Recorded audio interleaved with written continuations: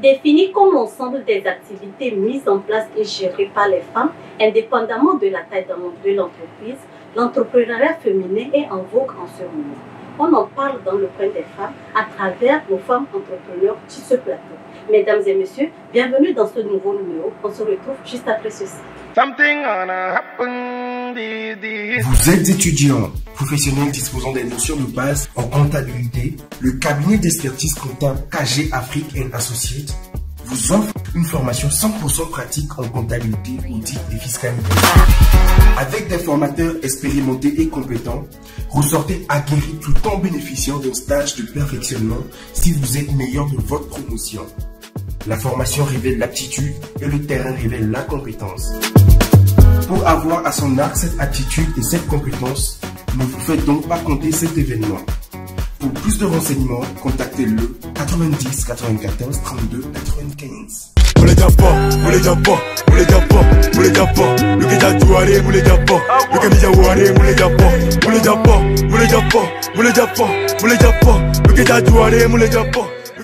De retour sur ce plateau, comme je vous l'avais annoncé, nous recevons pour vous deux femmes entrepreneurs. L'une, vous l'avez connue sur un autre angle, elle est encore là aussi aujourd'hui pour vous montrer l'un de ses talents cachés que vous ignorez. Je veux parler de Madame Balé Chalim Sondri, CEO de la société Just Corporation. Bonjour Madame. Bonjour Madame. Je vais bien, merci chez vous. Grâce à Dieu. Nous vous remercions encore une énième fois d'avoir accepté notre invitation. Toujours avec plaisir. Merci Madame. Et de Madame Yao Victorine, CEO de la société Arrache Togo. Bonjour Madame. Oui, bonjour, comment allez-vous? Je vais bien, merci chez vous. Ça va. Nous vous remercions également de nous avoir honoré de votre présence. Comme à l'accoutumée, je ne suis pas seule, accompagnée de la belle Nicovine. Bonjour Nicovine. Bonjour. Comment tu vas? Je vais bien et toi? Ça va, et la semaine? Ça va. Avant de rentrer dans le vif du sujet, je vous laisse dans les bras de Nicovine pour vous faire voyager dans le paradis des mots. Nicovine, pour t'écouter. Merci. Bonjour, chers téléspectateurs. J'espère que vous passez une belle journée. Alors, aujourd'hui, nous allons à la découverte d'un mot. Il s'agit du mot désuétude. Du latin désuetudo est une expression qui entre dans le registre soutenu et qui s'emploie pour désigner quelque chose qui est devenu obsolète, démodé, plus d'actualité. Le mot désuétude dans le langage littéraire désigne quelque chose qui est abandonné par défaut d'usage. Comme exemple, dans les zones rurales, la règle selon laquelle les femmes ne peuvent quitter la maison qu'avec l'autorisation de leur mari est en train de tomber en désuétude. Un autre exemple pour enrichir, l'idée selon laquelle la place de la femme est à la cuisine et non dans une entreprise est tombée en désuétude. Très chers téléspectateurs, j'espère que vous avez aimé et apprécié ce nouveau mot. On se retrouve dans un autre numéro. Merci. Merci Nicovine. Nous revenons dans le vif du sujet à travers la première question que je m'en vais poser à Madame Victorine. Pour vous, qu'est-ce qui motive l'idée d'entreprendre? Alors, merci beaucoup pour l'opportunité que vous nous offrez. Par rapport à cette question, ce que je répondrai en disant qu'il y a plusieurs raisons qui amènent les femmes à entreprendre. Et parmi toutes ces raisons, je vais citer par exemple le fait de vouloir être autonome soi-même d'abord, le fait de vouloir aussi entraîner les autres à être autonomes également. Je vais aussi ajouter en disant que les femmes entreprennent également pour aussi contribuer au développement socio-économique de notre pays. Merci Madame. Je ne sais pas si Madame s'en vient quelque chose à ajouter. La femme particulièrement est entreprenante lorsqu'elle n'est pas en train d'aller au champ. Elle revend les produits du champ. C'était comme ça avec mon grand-maman. Elle revendait ce qu'elle allait récolter au champ. Donc c'était déjà de l'entrepreneuriat. Mais nous, aujourd'hui, en dehors de tout ce que nous avons appris avec nos parents, nous décidons d'entreprendre d'abord parce que nous avons besoin d'être autonomes. Nous avons besoin d'être flexibles dans le temps, dans tout ce que nous faisons avec le temps que nous avons. Moi, personnellement, après mon bac, tout de suite, je voulais entreprendre. mes parents disaient que j'étais la première fille à avoir le bac, je ne peux pas aller faire la couture, je ne peux pas aller faire tout ce que je voulais, il fallait que j'aille à l'école. Donc j'étais obligée de continuer. Au même moment que je faisais la couture, j'ai fait des pièces en action commerciale et force de vente. Justement, j'avais choisi ça parce que moi, je me disais que quel que soit ce qu'elles disent, je reviendrai toujours faire ce que j'ai envie de faire.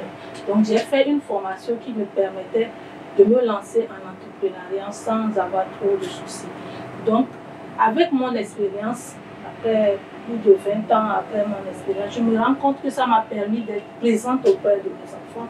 Mon fils est né au campus aujourd'hui. J'étais là tout le temps, je l'accompagnais à l'école. Quand il devait aller à l'examen, j'étais disponible pour l'accompagner. Mes enfants reviennent, ils me trouvent à la maison, ils mangent, je les vois repartir. Donc l'entrepreneuriat vraiment permet à la femme d'être disponible pour sa famille, de gérer la famille du mieux possible pour que les enfants puissent sentir sa présence et vraiment réussir à l'école. Donc pour moi, c'est l'avantage de l'entrepreneuriat. Et merci beaucoup, madame. Je reste toujours avec vous.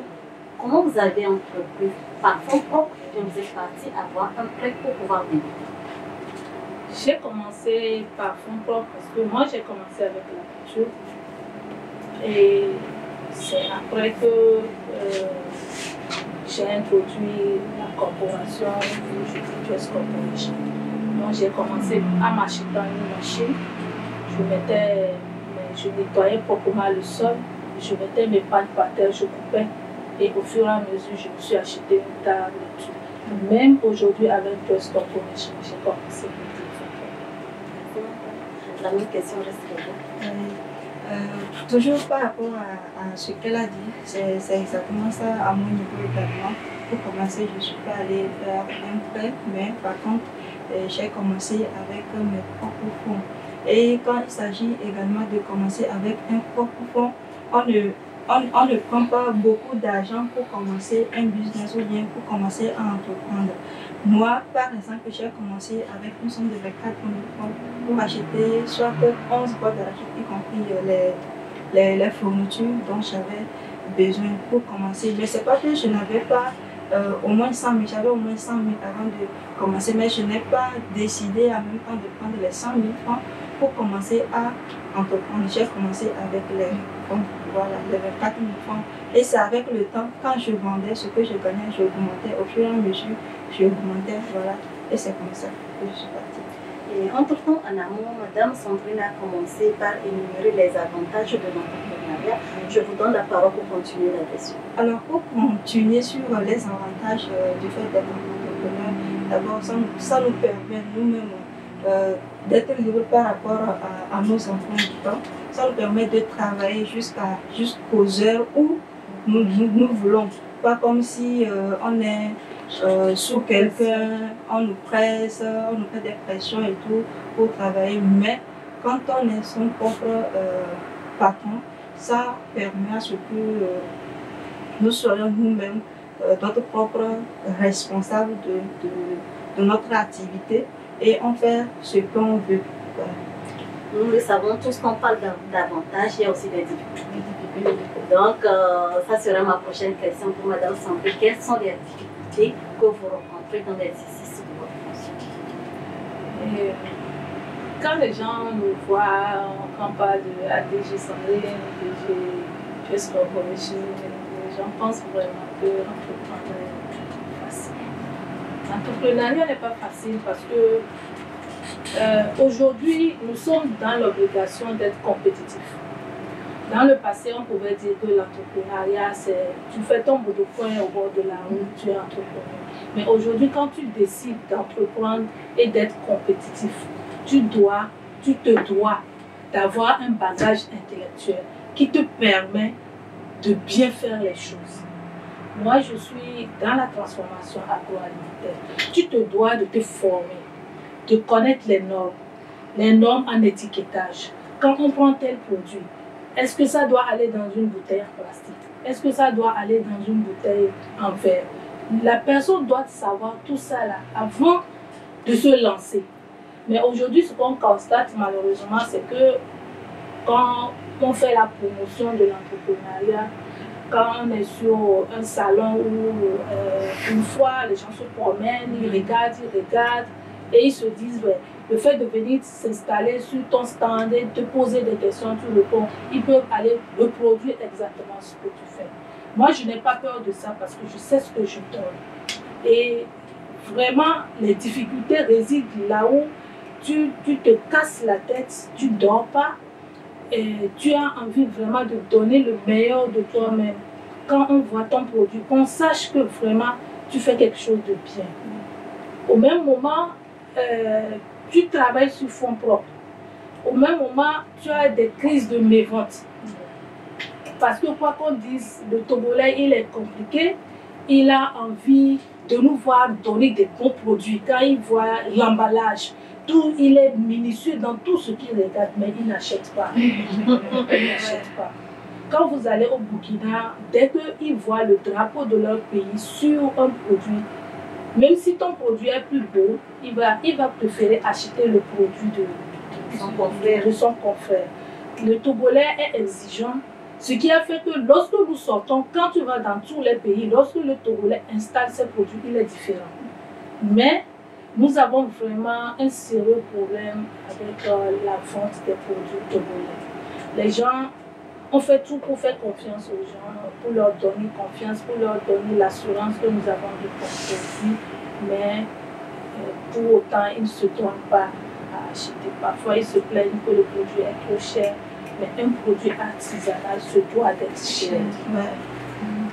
Ensuite, nous avons un autre problème, c'est tout ce qui a comme règle à suivre au niveau étatique. Moi, je suis légalement enregistrée, je paye mes impôts. Donc, on en a plein qui sont là, qui ne le font pas. Oui. Et quels sont les avantages que nous avons en tant qu'entrepreneurs qui ne résident pas dans le formel, dans l'informel, mais fait tout pour être dans le formel. Donc, nous faisons tout ça là et on se rend compte que c'est très difficile, on ne s'en sort pas. C'est très difficile. Donc vraiment, si l'État nous entend aussi, par exemple, nous devons faire analyser nos produits. Quand tu as un produit, pour avoir l'autorisation de l'installer sur le marché, c'est un problème. Pour l'analyser, c'est un gros souci. Et avant de le mettre sur le marché, il faut l'analyser, il faut les moyens. Mais quand tu finis de faire tout ça là et tu avoisines 200 000, est-ce que tu peux vraiment vendre pour rentabiliser? Donc ce qui fait que les gens préfèrent rester dans l'informel que de se formaliser parce qu'il y a plein de personnes qui sont dans l'informel et qui gagnent beaucoup plus que nous. Justement, c'est la raison de ce panel pour que le message aille au je vais de ce pas proposer la même question, sûrement que vous aurez quelque chose à ajouter face aux difficultés que vous rencontrez. Ajouter à ce que ma chère Aimée a dit, je vais ajouter également le fait qu'on ne trouve pas des personnes pour travailler avec nous. C'est-à-dire que toi, tu vois une personne, vous discutez, peut-être vous commencez le travail, avec le temps, la personne abandonne, te laisse en cours de route et tu es encore obligé de chercher d'autres personnes. Alors que quand c'est comme ça, le travail, ça n'avance pas. Ça n'avance pas. Donc, tout le monde n'accepte pas travailler avec nous. Donc ça, là, c'est tellement difficile. Tu vas te battre, et quelquefois, quand tu prends cette personne-là, ils ne font pas comme tu veux que la chose soit. Toi-même, tu les prends, mais toi-même, tu fais encore le travail que eux, ils devaient faire. Donc, c'est vraiment des difficultés que nous rencontrons. Et également, le fait de ne pas pouvoir vendre. On fait tout pour que le produit soit bon, mais une fois on est sur le marché, on trouve que c'est cher. Alors que nous n'arrivons pas actuellement à produire vraiment en quantité. Pour que le produit soit moins cher, il faut qu'on arrive à produire vraiment en quantité pour que le prix soit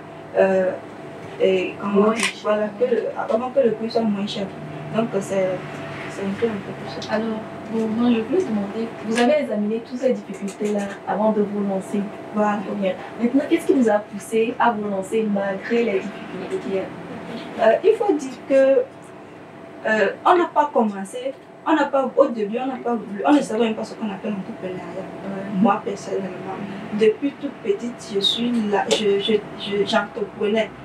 Comment dire, je vendais beaucoup de choses. Je suis habituée à bouger, à vendre, à gagner de l'argent, à ne pas dépendre de quelqu'un. Voilà. Donc, c'est comme ça que j'avais commencé. Je ne savais même pas que ce que je faisais, c'était de l'entrepreneuriat. Mais c'est avec le temps que, quand je participais à certains événements, par exemple, je me rends compte que ce que je fais là, c'était de l'entrepreneuriat. Maintenant, c'est avec le temps que certaines difficultés aussi arrivent. En commençant, on n'avait pas vu ça comme ça parce que je travaillais seule.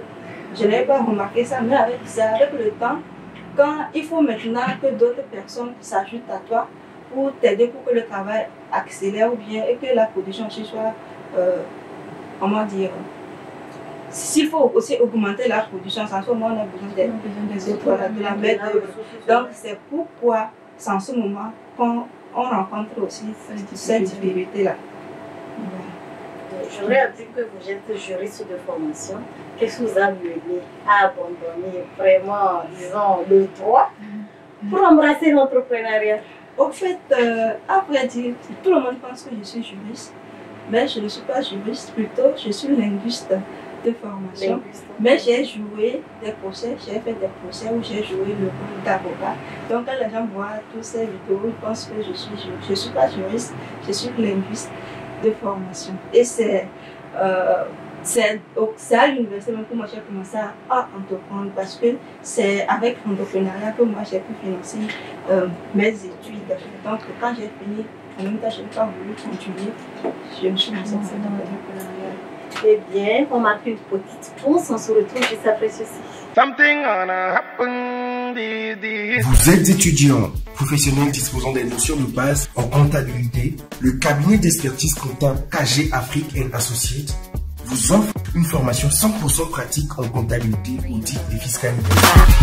Avec des formateurs expérimentés et compétents, ressortez aguerris tout en bénéficiant d'un stage de perfectionnement si vous êtes meilleur de votre promotion.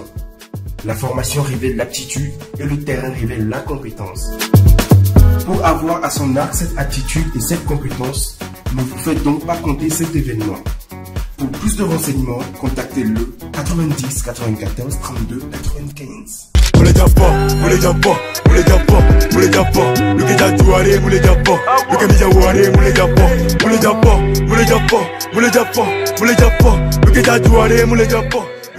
De retour sur ce plateau, je laisse la parole à l'économie pour sa question. Merci beaucoup. Alors, madame, vous étiez en train de parler tout à l'heure des difficultés que vous rencontrez dans l'entrepreneuriat. Alors, est-ce que vous pouvez nous parler des approches de solutions pour régler ces difficultés-là?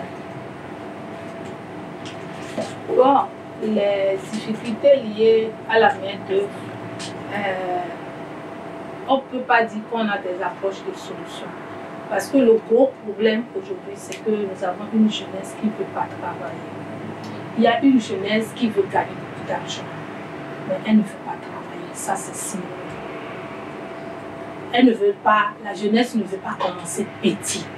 Elle veut gagner en même temps beaucoup d'argent. Toi, tu entreprends, peut-être qu'à la fin du mois, tu as peut-être des ventes de 100 ou 250 000.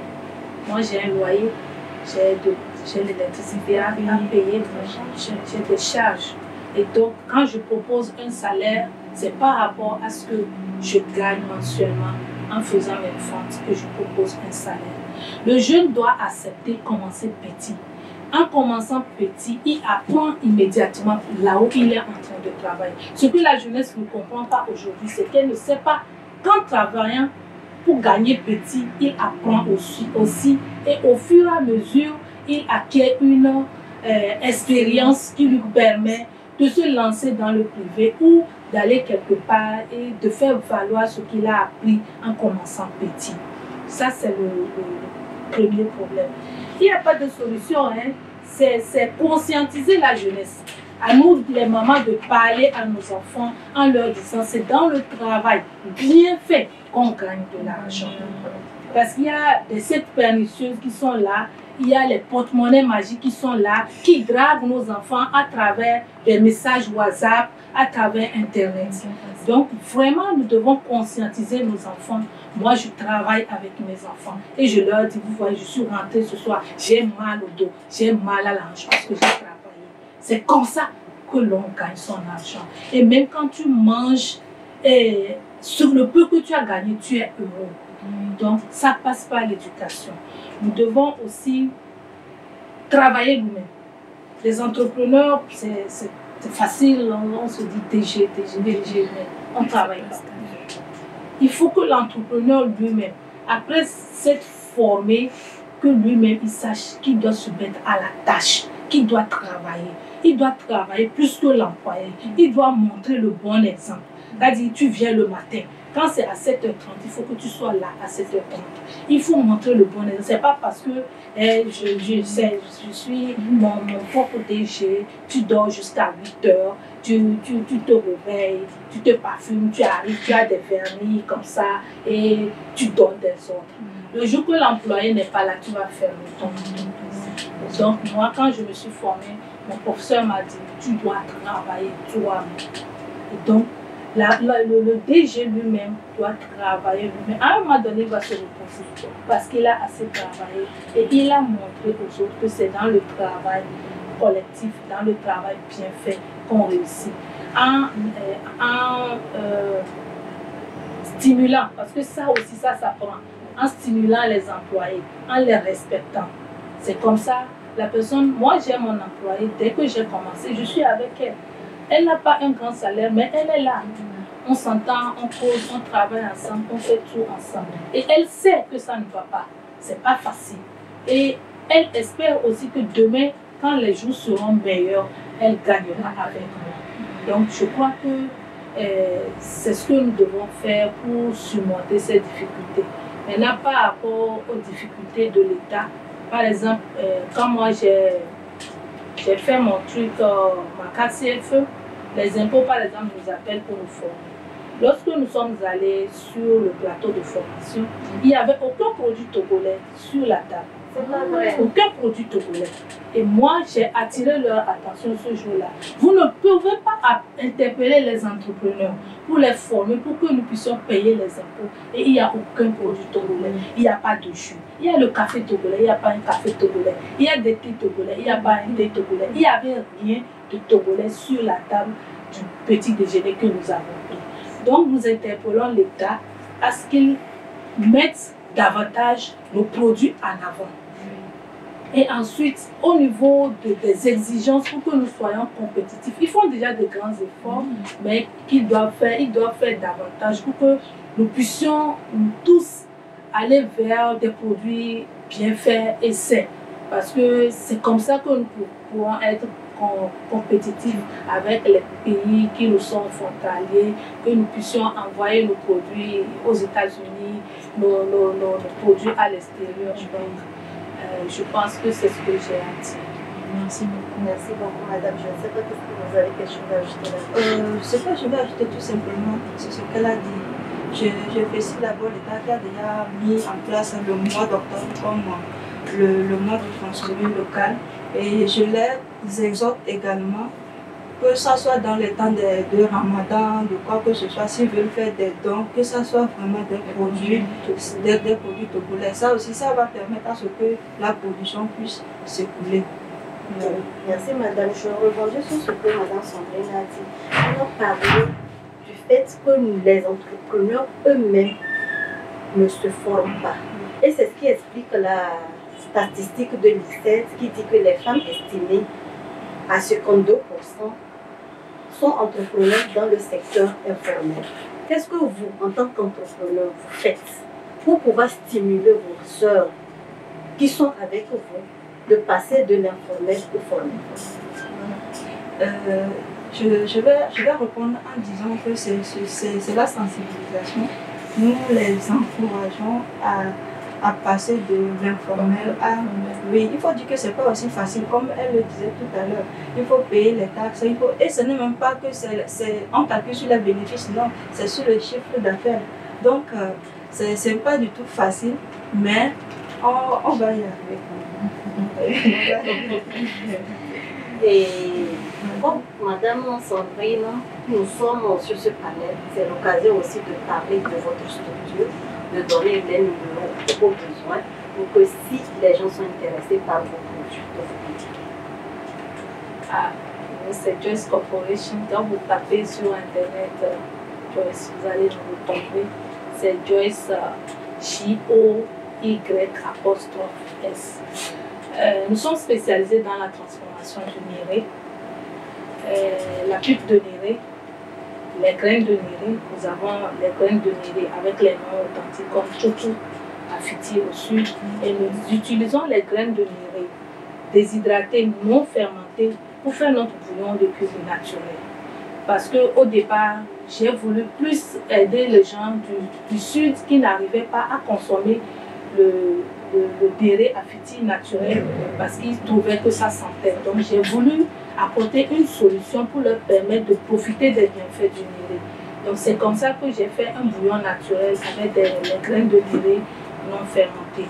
Donc nous avons 4 saveurs. Nous avons les saveurs légumes, la saveur crevette, la saveur anchois, et nous avons l'autre saveur anchois où nous avons utilisé les graines de néré fermentées. Donc nous faisons des confitures à base de néré. Nous faisons notre piment de table à base de néré. Donc ensuite nous proposons une panoplie, au moins nous avons une 50aine de produits. Des feuilles de baobab, aloma. Nous proposons des produits qui sont vraiment intéressants pour les gens qui sont dans la diaspora, qui ont besoin des produits locaux pour leur consommation. Donc c'est à peu près ce que nous faisons. Si nous avons une boutique en ligne, il suffit de taper Joyce Corporation et vous allez avoir toutes les informations sur ce que nous faisons. Et le numéro 90 07 90 07 90 05 61 30. 05 61 30. Ok. Madame, c'est une opportunité également.